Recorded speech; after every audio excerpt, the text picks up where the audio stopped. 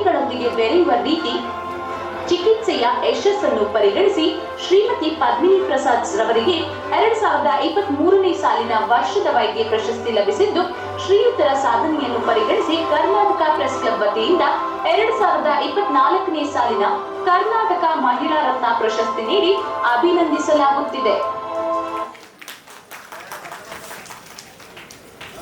Doctor Padmini Prasad ರವರಿಗೆ ಧನ್ಯವಾದಗಳು.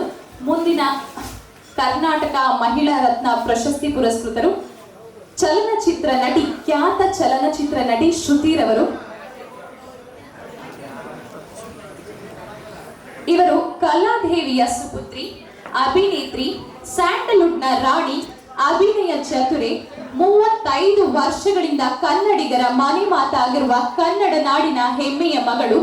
ಅಧಿಕ ಚಲನಚಿತ್ರಗಳಲ್ಲಿ ವಿಭಿನ್ನ ಪಾತ್ರಗಳನ್ನು ನಿರ್ಗಳವಾಗಿ ಅಭಿನಯಿಸಿದ ಕಲಾಶಾರದೆ ಶ್ರುತಿರವರು ಚಿತ್ರರಂಗದ ಜನಪ್ರಿಯ ನಟಿ.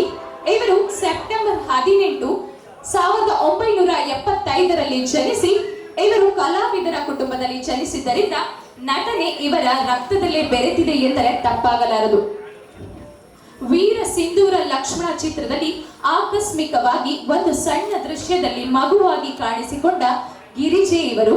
ನಂತರ 1989ರಲ್ಲಿ ಆಸೆಗೊಬ್ಬ ಮೀಸೆಗೊಬ್ಬ ಚಿತ್ರದ ಮೂಲಕ ಬೆಳ್ಳಿತೆರೆಗೆ ಡಾಕ್ಟರ್ ರಾಜ್ಕುಮಾರ್ ರವರ ಮೂಲಕ ಪಾದಾರ್ಪಣೆ ಮಾಡಿದರು.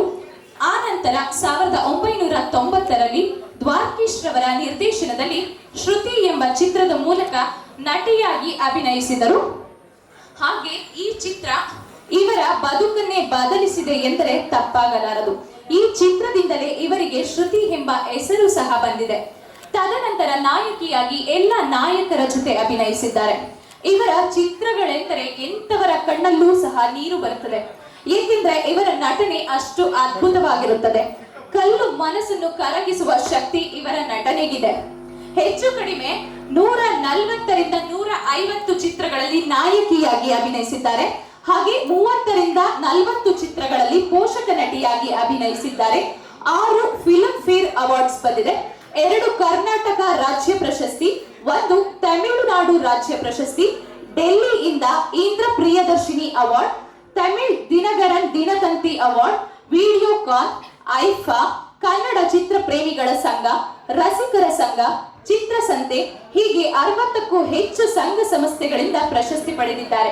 ಹಾಗೆ ಕನ್ನಡ, ತೆಲುಗು, ತಮಿಳು, ಮಲಯಾಳಂ, ಹಿಂದಿ, ತುಳು ಭಾಷೆಗಳಲ್ಲಿ ನಟಿಸಿದ್ದಾರೆ. ಮಜಾ ಭಾರತ, ಗಿಚ್ಚಿಗಿಲಿ ಶೋಗಳಲ್ಲಿ ಜಡ್ಜ್ ಆಗಿದ್ದರು. ಬಿಗ್ ಬಾಸ್ ಸೀಸನ್ 3ರಲ್ಲಿ ವಿಜೇತರಾಗಿದ್ದಾರೆ.